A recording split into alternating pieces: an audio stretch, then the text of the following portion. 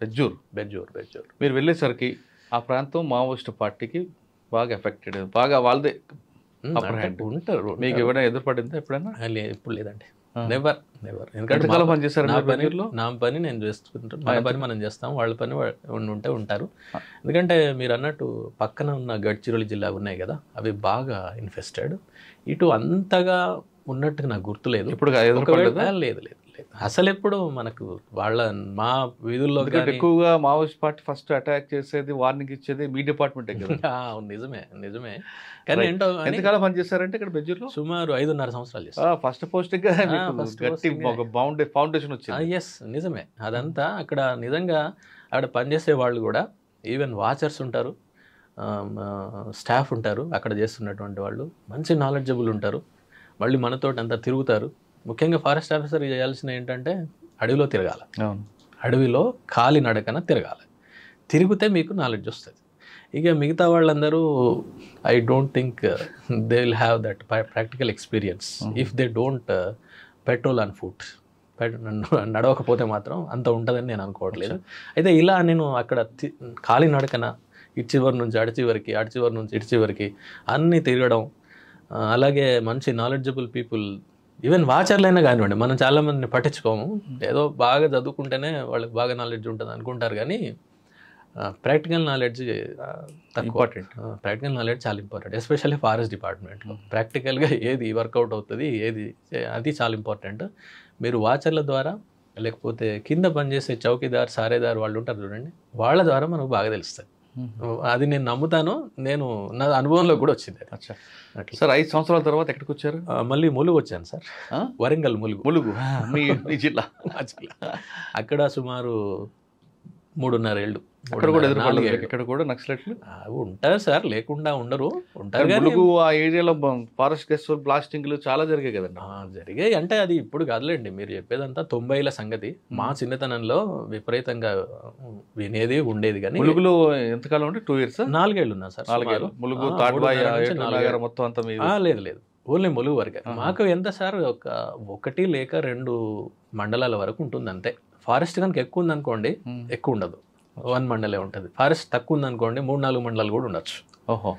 3-4 మండలాలు. సార్ అక్కడ మీ అచీవ్మెంట్ ఏముందండి అక్కడంటే? ఇక ముఖ్యంగా ప్రొటెక్షనేనండి చాలా వరకు. అడవులను కాపాడడం అనేది ఇంపార్టెంట్.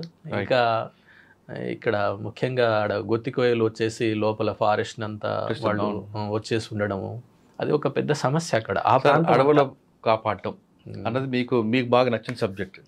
అడవులు కాపాడితే జనానికి ఏం బెనిఫిట్, కాపాడిపోతే జనానికి ఏం నష్టం? తప్పకుండా మంచి ప్రశ్న సార్. ఇదేంటంటే అడవులు అనేటువంటివి చాలా మంది అడవి అనగానే అదొక మనకు సంబంధం లేని విషయం అన్నట్టుగా ఉంటారు, కానీ మనకు బాగా సంబంధం ఉన్న విషయం అది. ఎందుకంటే అడవులు అంటే చెట్లే, ఇంకేం లేదు. బయట కూడా ఉంటాయి చెట్లు, కానీ అడవులు అనేటువంటి ప్రాంతాల్లోనే చెట్లు చాలా ఎక్కువ మొత్తంలో ఉంటాయి. ఇప్పుడు ఫర్ ఎగ్జాంపుల్ అడవులు అనేటువంటివి మీరు గతంలో మనం మాట్లాడుకున్నట్టు కూడా ఆక్సిజన్ మనకు కావాల్సినటువంటి, మనకే కాదు ఏ జీవజాతులకైనా ఆమ్లజని కావాలి కదా. ఆమ్లజని ఉత్పత్తి చేసేది చెట్లే.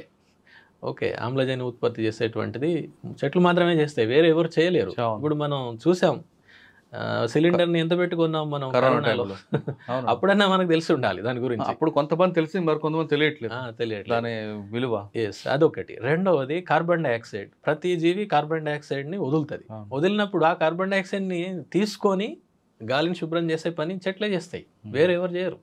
అది ఎవరికి సాధ్యం కాదు అదంతా. దానికి ఇప్పుడు ఇట్లా. అలాగే నేల, ఇది లోపల పైన క్రింద ఉన్నటువంటి మృత్తిక ఉంటుంది కదా, ఆ మృత్తికే మన పంటలకు అన్నిటికీ కారణం. అంటే కొన్ని సెంటీమీటర్ల నుంచి కొన్ని ఇంచుల వరకే ఉంటుంది, సెంటీమీటర్లే అనుకోండి. ఆ సెంటీమీటర్ల మేరకు ఉన్నటువంటి మృత్తికే మొక్కలు పెరగడానికి, ముఖ్యంగా పంటలు పండడానికి ప్రధాన కారణం. చెట్లే లేవనుకోండి, అది కొట్టుకుపోతుంది. వేల సంవత్సరాలుగా, మిలియన్ల సంవత్సరాలుగా ఏర్పడినటువంటి మృత్తిక చెట్ల యొక్క ఆచ్ఛాదన కనుక పైన లేకపోతే అది కొట్టుకుపోతుంది. అది కొట్టుకుపోయిందంటే మనం ఎన్ని కష్టాలు పడ్డా కూడా పంటలు పండవు.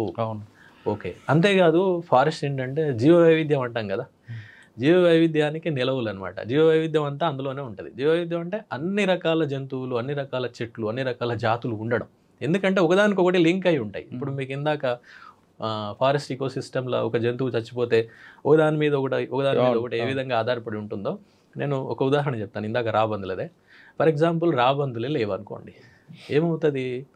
మనం పడేసినటువంటి పశువుల మృతదేహాలు అలాగే పడిపోయి ఉంటాయి.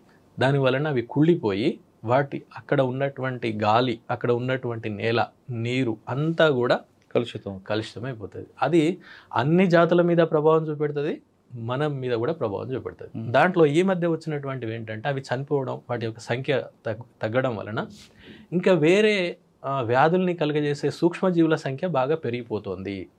అలాగే కుక్కల సంఖ్య బాగా పెరిగిపోతుంది. ఎందుకంటే కుక్కలు తింటున్నాయి. కుక్కలు తినడం వల్ల వాటి సంఖ్య బాగా రిప్రొడక్షన్ ఎక్కువైపోయింది. దానివల్ల రేబీస్ ఇదివరకు ఉన్న వాటికంటే కొన్ని రెట్ల రేబీస్ కేసులు వచ్చేసాయి ఈ మధ్యలో.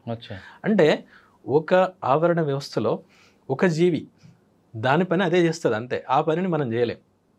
ఓకే, అంటే ఆవరణ వ్యవస్థలో ప్రతి జీవి చేసేటువంటి పని చాలా ముఖ్యమైనది. అట్లా ఒకటి పోతే ఆవరణ వ్యవస్థ మొత్తం దెబ్బతింటుంది. కరెక్టే. అడవి ఎక్కడో దూరంగా ఉంది, నేను ఎక్కడో సిటీలో ఉన్నా, అవును, నాకు ఆ గాలితో నాకేం పని అడుగుతారు. కానీ అవి ఎప్పుడూ కూడా ఒక దగ్గర ఉండదు. అది వాతావరణం అంటే ఏంటి సార్? మొత్తం ఒక దగ్గర నుంచి ఉన్నటువంటిది ఇంకో దగ్గరికి వచ్చేస్తుంది. ఇప్పుడు ఫర్ ఎగ్జాంపుల్ మీకు దానికి నేను సమాధానం చెప్తాను. అమెజాన్లో జరిగినటువంటి అడవులు ఆ మధ్యకాలంలో విపరీతంగా కార్చిచ్చులు అంటాం కదా, ఫారెస్ట్ ఫైర్స్ పోతే అమెరికా లాంటి దేశాలు కూడా వాటి పట్ల చాలా స్పందించి వాటిని వెంటనే ఆర్పేయాలి, వాటిని కాపాడాలి అని చెప్పేసి అక్కడ ఉన్నటువంటి దేశాల మీద చాలా ప్రెషర్ తీసుకొచ్చాయి. ఎందుకు? అక్కడ అది నాశనం అయితే వాళ్ళు మాత్రమే నష్టపోరు, ప్రపంచం మొత్తం నష్టపోతుంది. ఎందుకంటే వాతావరణం అనేది డైనమిక్, అది ఒక దగ్గరే ఉండదు. అక్కడ ఆక్సిజన్ తయారైతే పక్కకు వచ్చేస్తుంది, అది గాలిలో కదా, గాలిలో కలిసిపోతుంది కదా, మొత్తం తిరుగుతుంది అదంతా కూడా. అంటే ఒక దగ్గర జరిగినటువంటి మార్పు, ఎస్పెషల్లీ పర్యావరణమే అనుకోండి, పర్యావరణ పరంగా ఒక దగ్గర జరిగినటువంటి మార్పు అది గ్లోబల్ లెవెల్లో చూపెడుతుంది. ఓకే, నష్టం అయితే, లాభం అయితే కూడా అందరికి వస్తుంది. అవును, అట్లా. అందుకని ఇప్పుడు అమెజాన్లో జరిగినటువంటి దానికి అక్కడెక్కడో ఉన్న అమెరికా ప్రతిస్పందించిందంటే దాని అర్థం ఇదే అనమాట. ఓకే, ఇప్పుడు సిటీలో ఉన్నామండి, మాకు చెట్లు అవసరం లేదు, చెట్లు ఉండడం వల్ల కాకులు పక్షులు వాళ్తాయి, ఆ రెట్టంతా కింద పడుతుంది కాబట్టి చెట్లు వద్దు కొంతమంది. అవును, కొంతమంది ఆ చెట్లు పెట్టడం వల్ల మా ఇంటి కింద మొక్కలు ఆ వెలుతురు రాక చచ్చిపోతున్నాయి కొంతమంది. అవును, ఆ వేరు లోపలికి పోతున్నాయి, మా ఫౌండేషన్ దెబ్బతింటది కొంతమంది. మరి కొంతమంది ఆకులు ఎండి మా ఇంట్లో పడతాయి కాబట్టి చెట్లే కంప్లైంట్స్ కూడా చేస్తూ ఉంటారండి.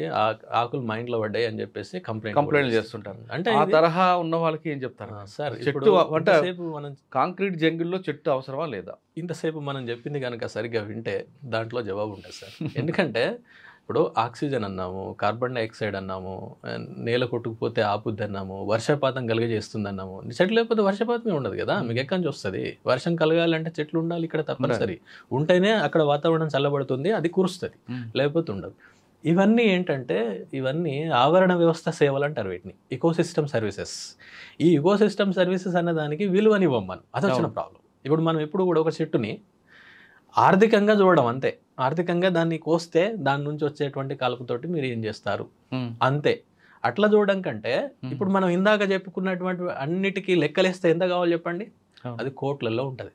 ఒక 50 సంవత్సరాల చెట్టు అది ఇచ్చేటువంటి ఎకోసిస్టమ్ సర్వీసెస్కి లెక్కలు కనుక కడితే కోట్లలో ఉంటుంది. అయితే ఇదంతా కూడా మన దురదృష్టవశాత్తు మన దగ్గర లేదు, కానీ వెస్టర్న్ కంట్రీస్లో వచ్చేసింది అది. ఇప్పుడు అమెరికా లాంటి దేశాల్లో వాళ్ళు ఏం చేస్తారంటే ఒక పీస్ ఆఫ్ ల్యాండ్లో ఫారెస్ట్ కనుక ఉంటే ఆ ఈకోసిస్టమ్ సర్వీసెస్కి అంతా లెక్కలు కడతారట. లెక్కలు కట్టేసి ఆ పక్కన ఉన్నటువంటి కమ్యూనిటీ ఎవరైతే దాన్ని నుంచి బెనిఫిట్ పొందుతున్నారో వాళ్లకు ట్యాక్స్ రూపంలో లేక సెస్ ఏదో అంటారు కదా, దాని మీద వేసేసి అక్కడ నుంచి తీసుకొని మళ్ళీ దాన్ని డెవలప్ చేయడం కోసం ఉపయోగిస్తారు.